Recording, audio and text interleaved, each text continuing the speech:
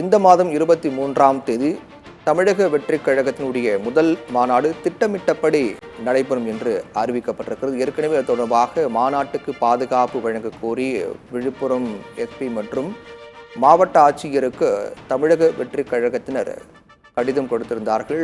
தமிழக வெற்றிக் கழக பொதுச் செயலாளர் புசி ஆனந்த் இந்த தகவலை தெரிவித்திருக்கிறார்.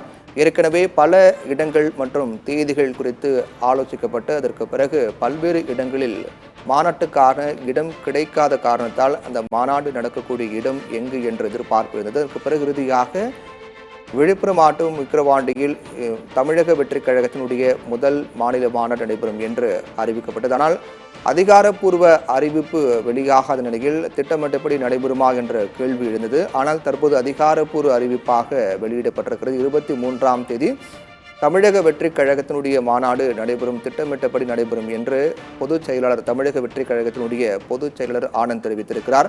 செப்டம்பர் 23 விக்கிரவாண்டியில் தமிழக வெற்றிக் கழக மாநாடு திட்டமிட்டபடி நடைபெறும் என்று தமிழக வெற்றிக் கழகத்தினுடைய பொதுச் செயலாளர் ஆனந்த் அதிகாரப்பூர்வமாக தெரிவித்திருக்கிறார்.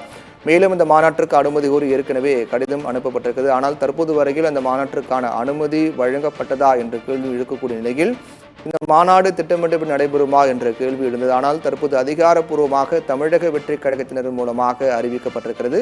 23ஆம் தேதி தமிழக வெற்றிக் கழகத்தினுடைய முதல் மாநாடு நடைபெறும் என்றும் காவல்துறையுடைய 21 கேள்விகளுக்கு உரிய பதில் அளித்து அனுமதி பெறுவோம் என்று தமிழக வெற்றிக் கழகத்தினுடைய பொதுச் செயலாளர் ஆனந்த் தெரிவித்திருக்கிறார். காவல்துறை எழுப்பியிருக்கக்கூடிய 21 கேள்விகள், மாநாடு நடக்கக்கூடிய பகுதி, அங்கே இருக்கக்கூடிய பாதுகாப்பு ஏற்பாடுகள், வாகன நிறுத்தமிடும், அதே போன்று ஆம்புலன்ஸ் வசதி, குடிநீர் வசதி, உணவு வசதி உள்ளிட்ட அடிப்படை தேவைகள் உள்ளடக்கிய அந்த பாதுகாப்பு நடைமுறைகள், எத்தனை பேர் மாநாட்டுக்கு வருவார்கள், அவர்களுக்கான இருக்கை வசதி மற்றும் அவர்கள் உள்ளே செல்வதற்கான வழி, வெளியே செல்வதற்கான வழி உள்ளிட்ட பல்வேறு கேள்விகள் காவல்துறை தரப்பில் எழுப்பப்பட்டன. அதற்கு அனைத்துக்கும் விடை கொடுத்து திட்டமிட்டபடி 23ஆம் தேதி தமிழக வெற்றிக் கழகத்தினுடைய மாநாடு நடைபெறும் என்று தெரிவிக்கப்பட்டிருக்கிறது.